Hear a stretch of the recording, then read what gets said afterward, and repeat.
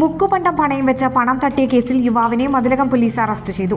മതിലകം മതിൽമൂല സ്വദേശി കൊതുവിൽ വീട്ടിൽ 41 വയസ്സുള്ള ഷബീബിനെയാണ് Mathilakam inspector M K Shaji, SI MM Riji എന്നിവർ ചേർന്ന് അറസ്റ്റ് ചെയ്തത്.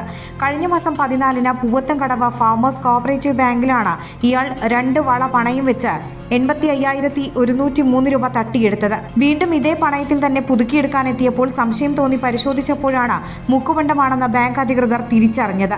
തുടർന്ന് ബാങ്ക് മാനേജർ നൽകിയ പരാതിയിലാണ് പ്രതിയെ അറസ്റ്റ് ചെയ്തത്. പ്രതിയെ കോടതി റിമാൻഡ് ചെയ്തു.